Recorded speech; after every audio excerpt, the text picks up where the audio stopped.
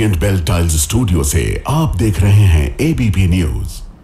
नमस्कार, very good morning. बहुत बहुत स्वागत है आप सभी का। आप देख रहे हैं एबीपी न्यूज। मैं हूं आपके साथ दीपा बाफिला। सुबह के 6 बज गए हैं। वक्त है आपको एबीपी रिपोर्ट दिखाने का। शुरुआत बड़ी खबर के साथ हम कर रहे हैं। सेना पर राहुल गांधी का बड़ा बयान सामने आया है। बिहार से ये बड़ी खबर है। बिहार के औरंगाबाद में राहुल गांधी ने सेना को लेकर ये बड़ा बयान दिया है। 10% आबादी का सेना पर कंट्रोल है, नियंत्रण है, ये राहुल गांधी की ओर से कहा गया है। 90% आबादी का प्रतिनिधित्व नहीं मिलेगा। पिछड़ा, अति पिछड़ा आदिवासी को जगह नहीं मिलेगी, ये राहुल गांधी की ओर से कहा गया है। बिहार में चुनाव प्रचार के दौरान औरंगाबाद में राहुल गांधी की मौजूदगी और वहीं पर सेना को लेकर ये बड़ा बयान उनकी ओर से दिया गया है। कंपनी की आप लिस्ट निकालिए और इसमें पिछड़ा, अति पिछड़ा, दलित, महादलित, अल्पसंख्यक, आदिवासी को ढूंढ के निकाल दीजिए। सारे के सारे 10% आबादी में से आते हैं। सारा बैंक का धन उनको जाता है, सारी नौकरियां उनको जाती हैं। आप जुडिशरी देखिए, वहां भी उनको सब मिलता है। सेना में उनका कंट्रोल है और 90% आपको जो आबादी है वो आपको कहीं नहीं मिलेगी। राहुल गांधी के सेना वाले बयान पर बीजेपी का हमला भी आ गया है। जातियों में सेना को बांटना चाहते हैं राहुल गांधी, ये भारतीय जनता पार्टी की ओर से कहा गया है। राहुल गांधी बहादुर सशस्त्र नेताओं से नफरत करते हैं और राहुल गांधी जो है वो भारतीय सेना विरोधी मानसिकता के हैं, ये बीजेपी की ओर से बात कही गई है और इसके जरिए हमला बोला गया है।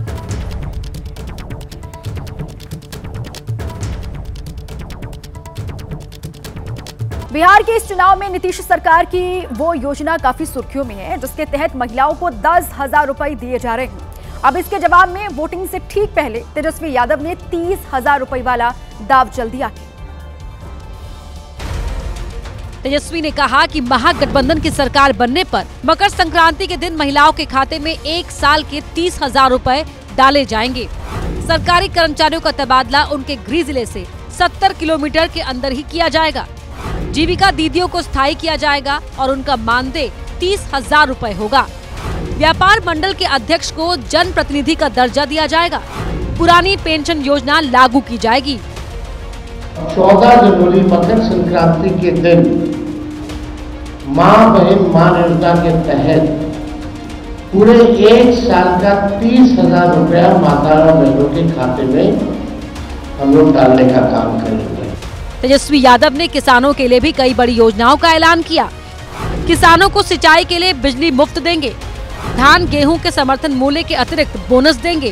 तो किसानों को प्रोत्साहन के रूप में जो धान का MSP 300 रुपए प्रति क्विंटल के दर पर अतिरिक्त बोनस का जो है भुगतान किया जाएगा।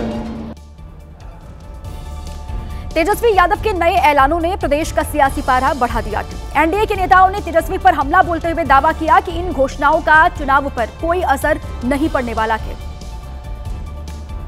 बीजेपी नेता स्मृति ईरानी ने तेजस्वी की नई घोषणाओं को झुंझुना करार दिया। उन्होंने आरजेडी को महिला विरोधी बताते हुए कहा कि उनकी कथनी और करनी में काफी अंतर है। आज जो झुंझुना वो बिहार की किसान महिला के सामने प्रस्तुत कर रहे हैं अपनी राजनीति में, इसमें कहीं न कहीं उनको भी आत्ममंथन और आत्मचिंतन करने की जरूरत है। वहीं केंद्रीय मंत्री जीतन राम मांझी ने इसे चुनावी जुमला कहा और दावा किया कि प्रदेश की जनता इनके चाल चरित्र को बखूबी जानती है। ये कर नहीं सकते हैं, ये सिर्फ लुभाने के लिए ऐसा कर रहे हैं। नीतीश की पार्टी जेडीयू ने तो यहाँ तक दावा कर दिया कि चुनाव में महागठबंधन की हार तय है। देखिए, बिहार के मतदाताओं का मन खटाखट घोषणाओं से वो बदल नहीं पाएंगे। नीतीश कुमार जी ने काम किया है। बीजेपी के दिग्गज नेताओं ने पहले चरण के सीटों पर पूरी जान लगा दी है। अमित शाह ने जहां जंगल राज के मुद्दे पर आरजेडी को घेरा, तो वहीं जेपी नड्डा ने भी जुबानी तीर आरजेडी पर चलाए। अमित शाह ने दरभंगा, मोतिहारी के साथ साथ बेतिया में भी चुनावी जनसभा को संबोधित किया। हर जगह लालू राज के दिन की याद दिलाई। लालू प्रसाद और उसकी पार्टी, उनके बेटे साहबुद्दीन अमर रहे के नारे लगाते। मैं पूछना चाहता हूं लालू प्रसाद जी को, फिर से क्या आप जंगल राज लाने की सोच रहे हो? उधर जेपी नड्डा ने गयाजी में रोड शो किया और भोजपुर की चुनावी सभा से आरजेडी को घेरा। ये सबसे भ्रष्ट परिवार है लालू परिवार। बोलो चारा घोटाला किया कि नहीं किया? जेपी नड्डा ने दावा किया कि बिहार में एक बार फिर एनडीए की ही सरकार बनेगी। राहुल गांधी ने बिहार में 3 चुनावी रैलियां की। औरंगाबाद से वजीरगंज तक उन्होंने बीजेपी को घेरा, साथ ही पीएम मोदी की डिग्री पर भी सवाल उठा दिए। राहुल की पहली रैली औरंगाबाद में हुई, जहां से उन्होंने नीतीश कुमार पर निशाना साधा। जैसे टीवी पे आप चैनल बदलते हो ना, ठक ठक ठक ठक चैनल बदलते हो ना, वैसे नीतीश जी का चैनल बदलते हैं मोदी जी, शाह जी। बटन दबाते हैं, खट जो चाहिए नीतीश जी करते हैं। बिहार के लोगों को लगता है कि नीतीश जी की सरकार है। वहीं कुटुंबा की चुनावी रैली से राहुल ने पीएम मोदी पर प्रहार किया। लाइन लगती थी, चाइना के लोग, जापान के लोग, कोरिया के लोग, इंग्लैंड के लोग लाइन लगाते थे, हमें नालंदा यूनिवर्सिटी में जाना है। सबसे बेहतरीन यूनिवर्सिटी थी दुनिया में। नरेंद्र मोदी जी को ये बातें नहीं आती, फेक डिग्री मिली है उनको, झूठी डिग्री। राहुल गांधी ने कहा कि महाराष्ट्र, छत्तीसगढ़ और हरियाणा में वोट चोरी के बाद बीजेपी की नजर अब बिहार पर है। बिहार की कुछ सीटों पर ध्रुवीकरण वाली सियासत नजर आ रही है। इसमें सबसे टॉप पर है सिवान की रघुनाथपुर सीट, जहां से बीजेपी अपने फायर ब्रांड नेताओं से चुनाव प्रचार करवा रही है। शहाबुद्दीन के बेटे ओसामा के खिलाफ बीजेपी ने सबसे पहले योगी आदित्यनाथ को उतारा। नाम भी देखो ना, जैसा नाम वैसा काम। अब असम के सीएम हिमंता बिस्वा शर्मा ने हुंकार भरी और आरजेडी प्रत्याशी ओसामा शहाब की तुलना ओसामा बिन लादेन से कर दी। ये ओसामा क्या है? क्या ओसामा बिन लादेन का दोबारा जन्म नहीं हुआ? तो बोलो नहीं, ये भी एक ओसामा है। जो ओसामा मतलब वो बड़ा ओसामा बिन लादेन नहीं है, लेकिन सोते रूप में वो भी ऐसा ही है। हिमंता ने चुनावी मंच से हिंदू कार्ड खेला और इशारों इशारों में मुस्लिमों के खिलाफ खूब बयानबाजी की। ये चुनाव जीतने का बाद हमारा देश में जितना भी ओसामा बिन लादेन है, सबको एक एक करके हमें खत्म करना है। बिहार में हिमंता ने असम में मदरसों को बंद करने की कहानी सुनाई और कहा कि अगर ओसामा की जीत हुई तो हिंदू की हार होगी। कुल मिलाकर कहा जा सकता है कि जिस सिवान में मुस्लिम वोटर्स की आबादी काफी संख्या में है, वहां बीजेपी ध्रुवीकरण के जरिए जीत का रास्ता निकालने की कोशिश कर रही है। बिहार में वोटिंग जैसे जैसे नजदीक आ रही है, जनता से जुड़े मुद्दे चुनावी रैलियों और नेताओं के भाषणों से गायब होते दिखाई दे रहे हैं। लगता है कि नेता विकास की जगह शहाबुद्दीन, ओसामा और गुंडे माफियाओं पर ज्यादा बात कर रहे हैं। बीजेपी सांसद मनोज तिवारी भी प्रचार करने बेगूसराय पहुंचे तो उन्होंने भी शहाबुद्दीन पर बात की। मनोज तिवारी मीडिया से बातचीत में यह कहते दिखे कि शहाबुद्दीन जिंदाबाद के नारे लगाना ठीक नहीं है। देखिए, शहाबुद्दीन जिंदाबाद बोलने वाला कितना भी भाषा में कहे कि हम जंगल राज के नहीं हैं, बिहार का लोग विश्वास नहीं कर सकता।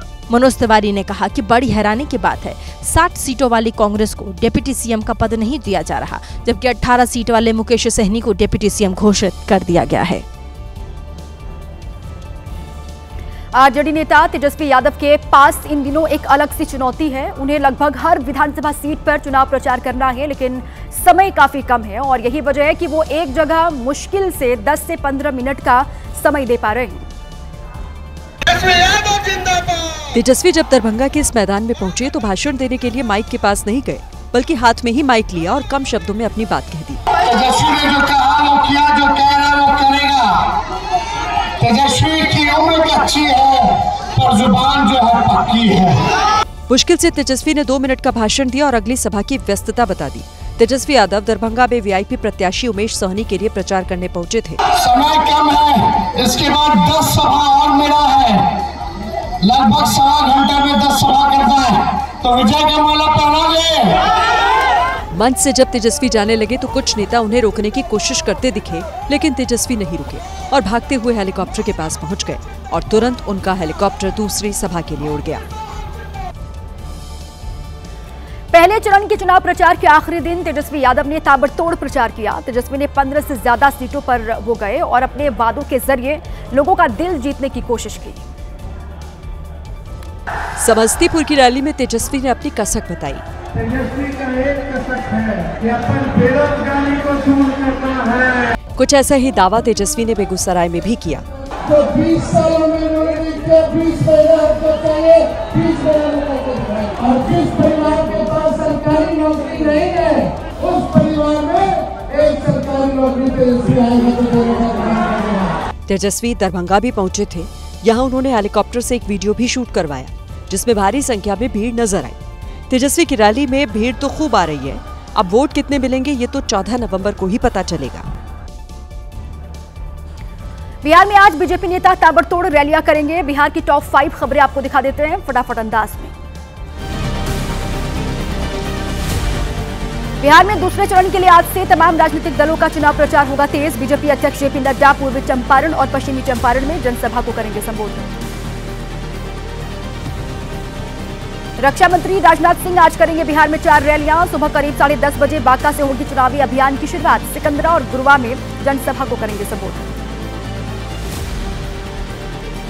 यूपी के सीएम योगी आदित्यनाथ आज करेंगे बिहार में 2 जनसभाएं। दोपहर 1:45 बजे वजीरगंज विधानसभा में उनकी रैली होगी। 3 बजे सासाराम विधानसभा में जनसभा को सीएम योगी करेंगे संबोधित। तेजस्वी यादव बिहार में आज 18 रैलियां करेंगे। सुबह करीब 9:30 बजे बेतिया से होगी चुनावी अभियान की शुरुआत। शाम करीब 5 बजे सीतामढ़ी में खत्म होगा उनका प्रचार। कांग्रेस महासचिव प्रियंका गांधी वाड्रा आज बिहार में 2 जनसभाएं करेंगी। सुबह 11 बजे वाल्मीकि नगर और दोपहर 12:30 बजे चनपटिया में होगी उनकी रैली।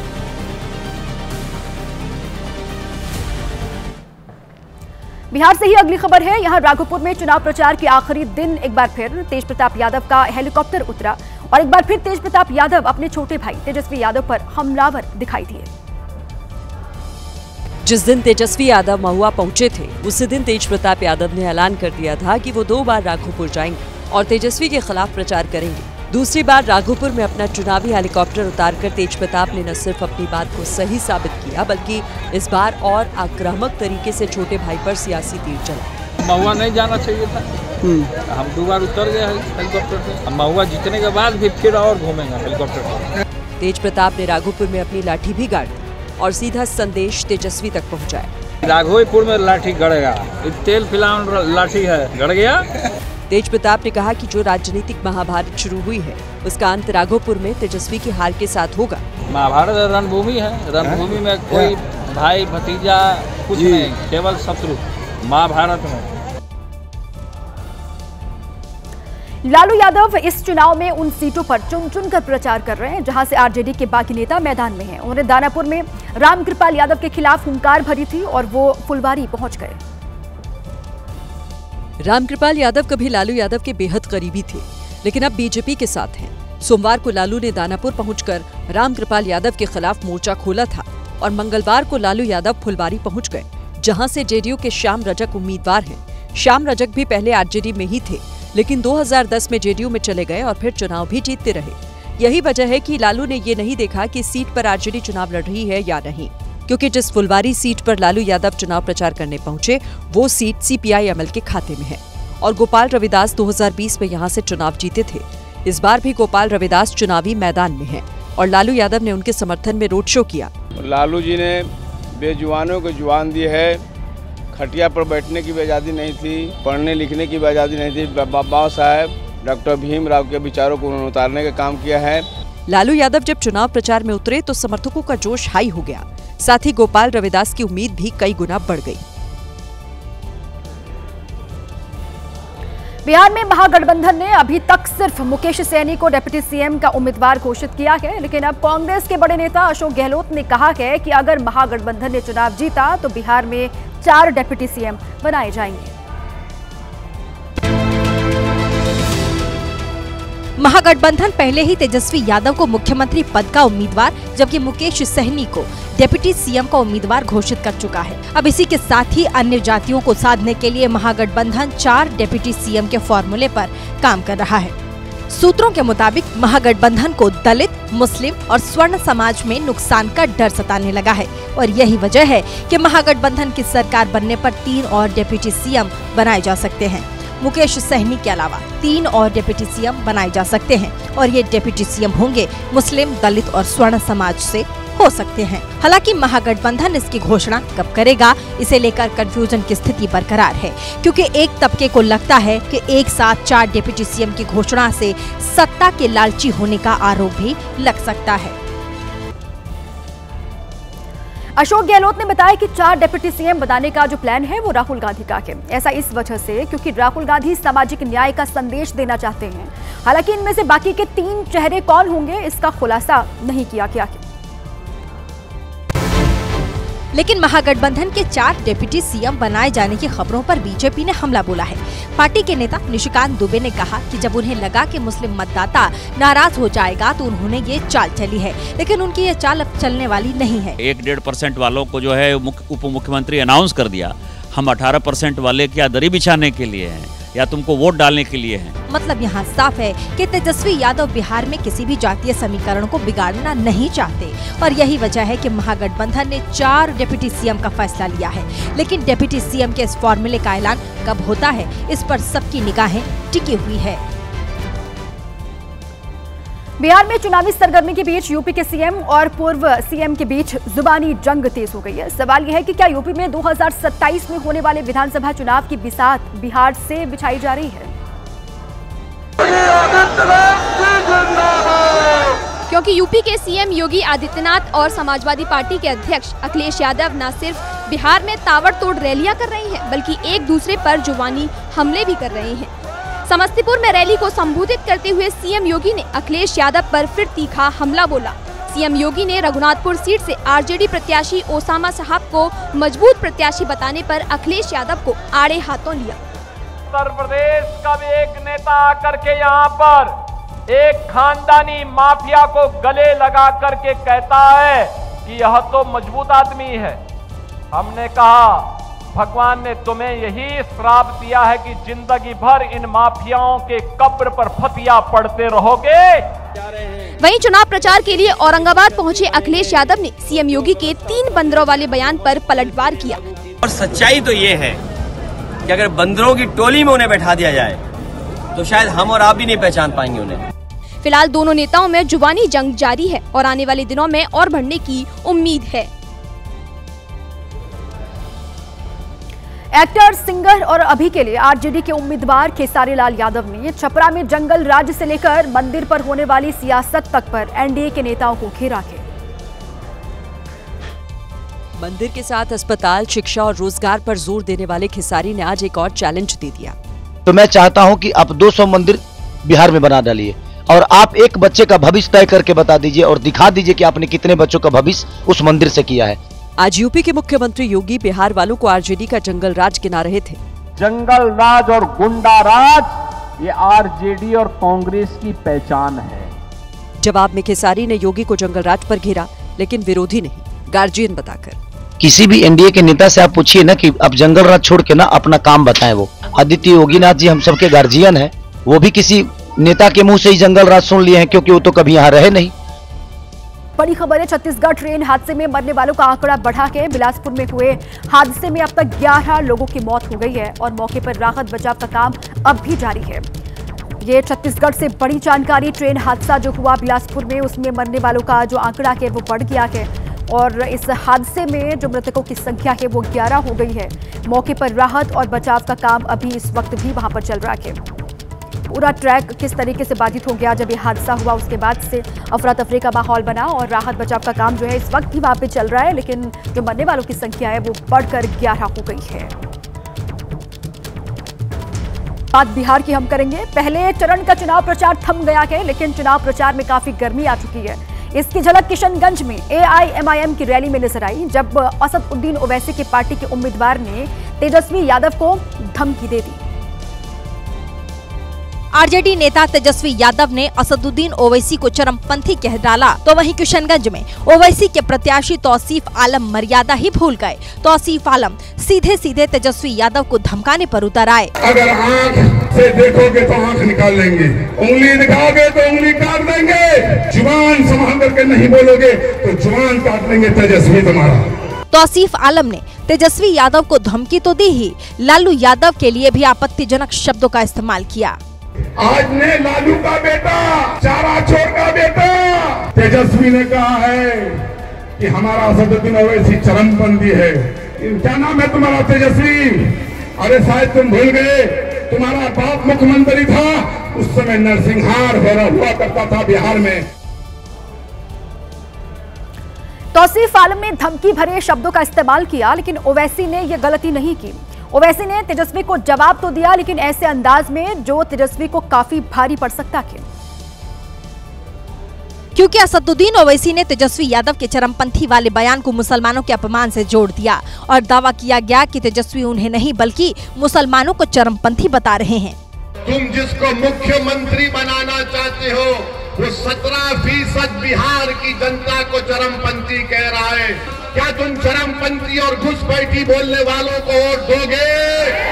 AIMIM की तरफ से तेजस्वी को धमकी दी गई, तो वहीं RJD ने कहा कि AIMIM के नेता भाषा की मर्यादा न भूलें। अगर हिंदू समुदाय में हमें गांधी, नेहरू, पटेल वाली जुबान चाहिए, अपने मुसलमान भाइयों और बहनों में भी हमें मौलाना आजाद, हकीम अजमल अंसारी वाली जुबान चाहिए। वोटिंग से पहले महागठबंधन में एक और बड़ा उलटफेर हुआ है। गौराबोराम में RJD ने जिस प्रत्याशी को पार्टी से निकाल दिया था, अब वही महागठबंधन का असली प्रत्याशी है। सबसे पहले लालू यादव ने अफजल अली को इस सीट से टिकट दिया और मुकेश सहनी को ये बात चुभ गई, क्योंकि मुकेश सहनी खुद यहां से चुनाव लड़ना चाहते थे।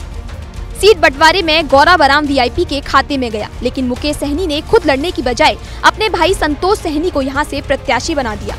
मुकेश सहनी का दिल न टूटे, इसके लिए लालू यादव ने चुनाव आयोग को चिट्ठी लिख दी और अफजल अली के आवेदन को रद्द करने की मांग की, लेकिन चुनाव आयोग ने ये मांग स्वीकार नहीं की। RJD आखिरी वक्त पर अफजल अली को चुनाव से हटने के लिए कहती रही, लेकिन अफजल अली नहीं माने। नतीजा ये हुआ कि RJD ने अफजल अली को पार्टी से 6 साल के लिए बाहर कर दिया। खुद तेजस्वी ने संतोष सहनी के पक्ष में वोट देने की अपील की।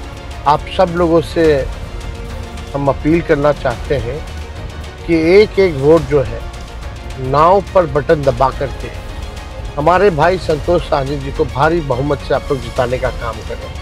समर्थक VIP को वोट देने की तैयारी कर रहे थे, लेकिन तभी मुकेश सहनी ने प्रेस कॉन्फ्रेंस बुलाई और अफजल अली को समर्थन का ऐलान कर दिया। और मैं इतना मानता हूँ इस क्षेत्र के बारे में कि अगर हम लोग आपस में लड़ेंगे तो NDA का फायदा होना तय है।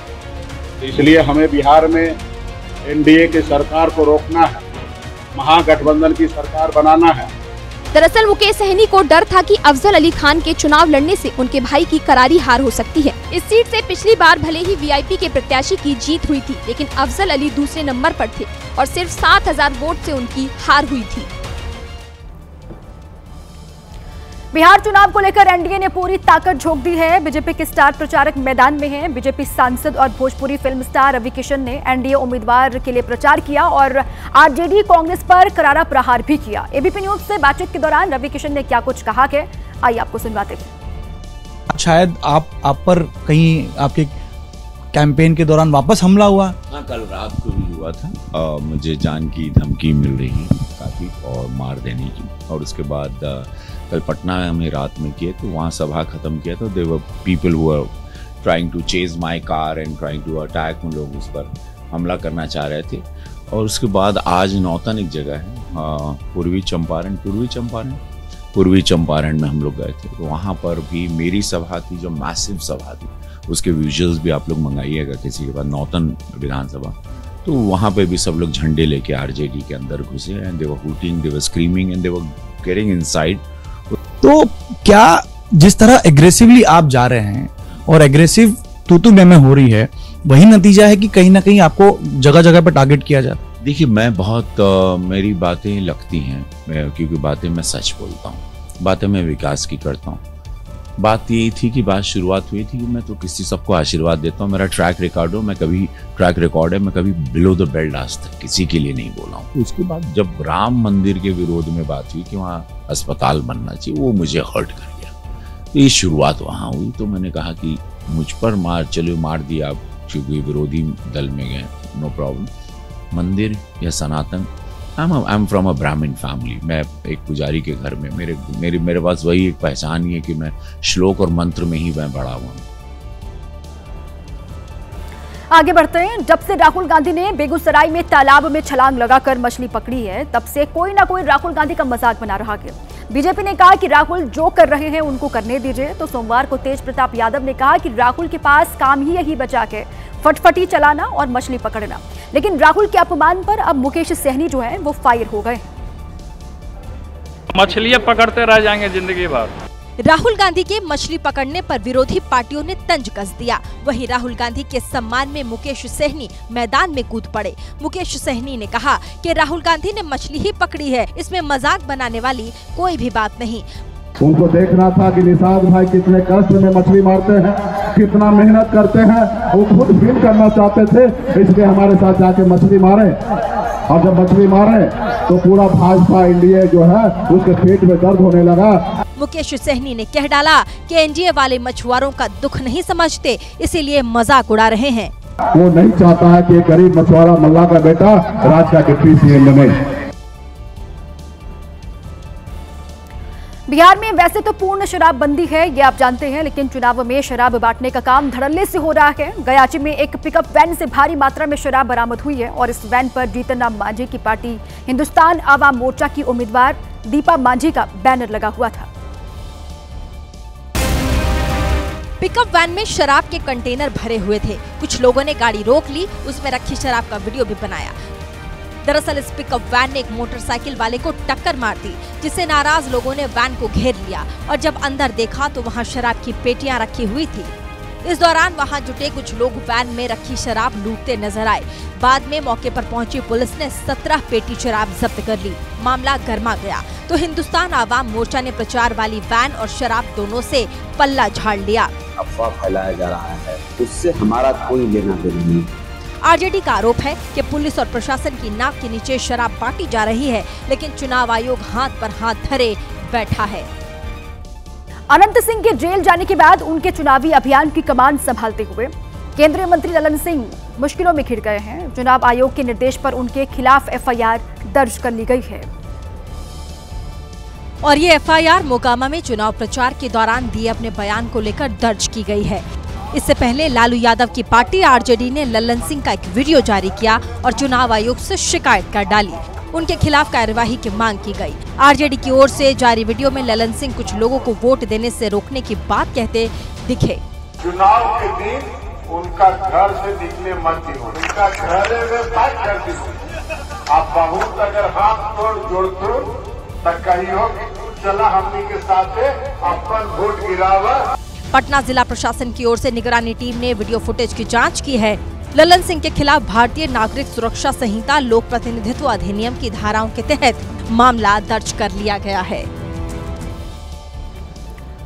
चुनाव आयोग के निर्देश पर भले ही ललन सिंह के खिलाफ एफआईआर दर्ज कर ली गई है, लेकिन इस पर सियासत नहीं थमी। महागठबंधन के नेताओं ने ललन सिंह के खिलाफ मोर्चा खोल दिया है। लालू यादव की बेटी और आरजेडी नेता रोहिणी आचार्य ने ललन सिंह को जेल में डालने की मांग कर डाली है। रोहिणी ने आरोप लगाया कि ललन सिंह प्रधानमंत्री मोदी की शह पर ऐसे बयान देते आ रहे हैं। ऐसे क्रिमिनल को ही बंद कर करके तिहाड़ जेल भेज देना चाहिए था, जो धमकी दे रहा है गरीबों को। लालू यादव जी ने गरीबों को अधिकार दिया, आवाज दिया उठाने के लिए। आज यही लोग आवाज को दबाना चाह रहे हैं। वहीं ललन सिंह के बयान पर जदयू ने सफाई दी। जेडीयू ने दावा किया कि उनके बयान को गलत तरीके से पेश किया गया है। चुनाव प्रचार के क्रम में जो उन्होंने बोला है, वो उन्होंने यह बोला कि एक नेता, उसका नाम नहीं बताया, उस नेता को नजरबंद कर दीजिएगा। तो यह बोलने की एक शैली हो सकती है। फिलहाल ललन सिंह मुश्किलों में घिरते नजर आ रहे हैं, क्योंकि उनके खिलाफ केस दर्ज कर लिया गया है। अब देखना ये होगा कि इस मामले में उनके खिलाफ आखिर क्या कार्यवाही की जाती है। असदुद्दीन ओवैसी जब भाषण देते हैं तो उनके भाषण में एक बात बहुत कॉमन है कि ओवैसी आरएसएस पर निशाना साधते ही साधते हैं। लेकिन बिहार चुनाव में ओवैसी का आरएसएस पर हमला और भी तेज हो गया है। बिहार चुनाव के रण में उतरे ओवैसी ने एक बार फिर जोर देकर कहा कि आजादी की लड़ाई में आरएसएस का कोई योगदान नहीं है। जब अंग्रेजों को भारत के मुसलमानों ने, हिंदुओं ने, दलितों ने मिलकर भगाया था, उस वक्त आरएसएस के नेता अंग्रेजों के तलवे चाट रहे थे। असदुद्दीन ओवैसी ने बीते दिनों दिए गए गिरिराज सिंह के उस बयान पर भी प्रहार किया, जिसपे गिरिराज सिंह ने कहा था कि मुस्लिम सभी योजनाओं का लाभ तो ले लेते हैं, लेकिन बीजेपी को वोट नहीं देते। तो बीजेपी और मोदी का एक मिनिस्टर ने ये कहा कि बिहार के मुसलमान नमक हराम है, हम वोट नहीं देते। मोदी अगर हमारी माँ और बहनों के अकाउंट में पैसे डाल रहा है तो अपने जेब का पैसा है या जनता का पैसा है। ओवैसी ने कहा कि प्रधानमंत्री मोदी अपने मंत्री को समझाएंगे कि वो मुसलमानों को नमक हराम न कहें। कांग्रेस पार्टी बिहार चुनाव में महागठबंधन की जीत के लिए दम भर रही है। राजस्थान के पूर्व मुख्यमंत्री और कांग्रेस के बड़े नेता अशोक गहलोत ने एसआईआर और चुनाव से पहले योजनाओं को लेकर बीजेपी पर निशाना साधा है। हमारे सहयोगी गणेश ठाकुर ने अशोक गहलोत से खास बातचीत की है, आपको सुनवाते हैं। सर, पहले चरण का मतदान अब एक दिन पे है, कैंपेन खत्म हो गया है। आप किस तरह का आकलन करेंगे इस पहले चरण के चुनाव में या बिहार चुनाव के कैंपेन को? देखिए, चुनाव तो इंडिया गठबंधन जीतेगा, सरकार बनेगी। तेजस्वी जी जो है, जो घोषित हुए नेता मुख्यमंत्री उम्मीदवार, और नीतीश जी जा रहे हैं, तेजस्वी आ रहे हैं, ये माहौल है यहाँ पर। जो 10,000 में 10,000 महिलाओं को, वो किस्तें चल रही है, अभी तो चल रही, चुनाव चल रहा है। चुनाव चलते हुए किस्तें बांटी जा रही है, और लास्ट किस कब देंगे? 7 तारीख को। अब बताइए, चुनाव आयोग चुप बैठा हुआ है, मौन धारण किए हुए, तो कैसे डेमोक्रेसी बचेगी देश के अंदर? मतलब प्लेइंग फील्ड तो लेवल होना चाहिए ना आपस में, वो भी नहीं। बिहार के मैनिफेस्टो को लेकर एनडीए के तमाम लोग ये कहते हैं कि ये जुमला है, जिस तरह रोजगार की बात होती है। जुमले तो उनके हैं। मैंने आज 25 जुमले बताए हैं मीडिया को, अब पता करना 25 जुमले, कि ये जुमले इनके जो थे मोदी जी के, स्मार्ट सिटी से लगा करके काला धन वापस लाएंगे स्विस बैंकों से, लोकपाल का कुछ जिक्र करते हैं कि लोग 2 करोड़ लोगों को रोजगार देंगे, 15 लाख की बात छोड़ दो, वो हमारा जुमला था। तो सब जुमले थे आपके। प्रधानमंत्री आदर्श गांव लोग भूल गए। 25 गिना है मैंने, 25 बता दीजिए आप। जुमलाबाजी तो ये करते हैं, तो जुमलेबाज लोग हैं, ये खुद ही जुमलेबाज लोग हैं। कार्तिक पूर्णिमा का मौका है आज, और कार्तिक पूर्णिमा आज लोग गंगा नदी में इसको लेकर स्नान लगा रहे हैं। कार्तिक पूर्णिमा और प्रकाश पर्व भक्ति, आस्था और अद्भुत संयोग के साथ मनाया जा रहा है पूरे देश में। गंगा के घाटों पर श्रद्धालुओं का जन सैलाब उमड़ा हुआ है। तस्वीरें आपको हम दिखाते हैं। प्रयागराज, वाराणसी, गंगा तटों पर हजारों की संख्या में श्रद्धालु आस्था की डुबकी लगाते हुए नजर आ रहे हैं। सुबह से ही हर हर गंगे और जय मां गंगे, साथ में हर हर महादेव के जय घोष से पूरा आसमान गूंज उठा के ये तस्वीरें आपको हम दिखा रहे हैं। प्रकाश पर्व की भी एक और गुरुद्वारे में धूम है, वहां पर मत्था टेका गया, और साथ ही साथ आज कार्तिक पूर्णिमा का मौका है। गंगा स्नान करने के लिए बहुत बड़ी संख्या में देश के अलग अलग हिस्सों से लोग पहुंच रहे हैं, चाहे वो प्रयागराज हो, चाहे वो हरिद्वार हो।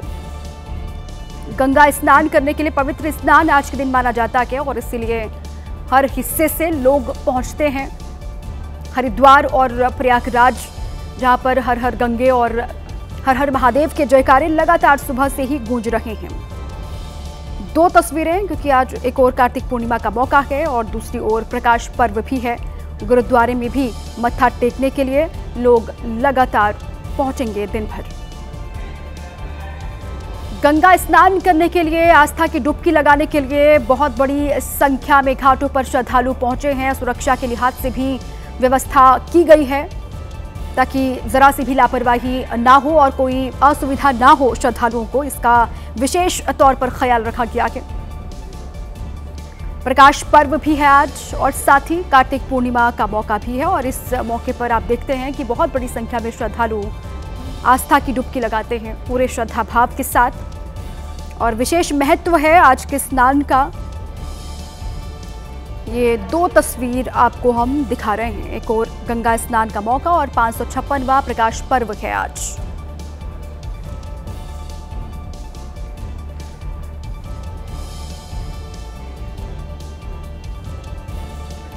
गुरु नानक देव जी का प्रकाश पर्व मनाने के लिए भारत से श्रद्धालु पाकिस्तान के नानकाना साकिब पहुंच गए हैं।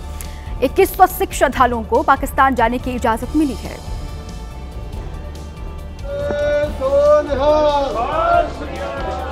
जयकारों की गूंज के साथ अमृतसर से श्रद्धालुओं का जत्था पाकिस्तान के ननकाना साहिब के लिए रवाना हुआ। यहाँ गुरु नानक देव जी का जन्म हुआ था और उनके नाम पर ननकाना साहिब गुरुद्वारा है, जहाँ प्रकाश पर्व का उत्सव मनाया जाएगा। 2100 सिख श्रद्धालु पाकिस्तान में कुछ और गुरुद्वारों में भी दर्शन के लिए जाएंगे। ये श्रद्धालु 13 नवंबर को भारत वापस लौट आएंगे।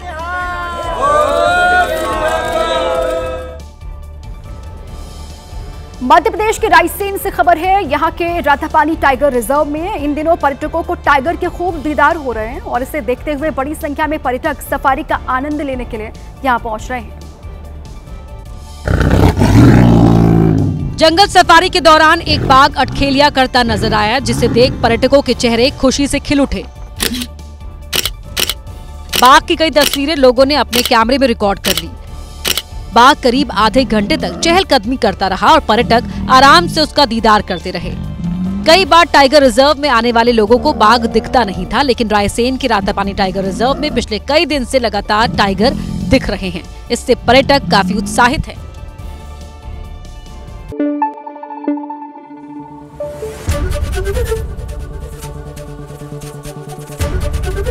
एबीपी न्यूज आपको रखे आगे।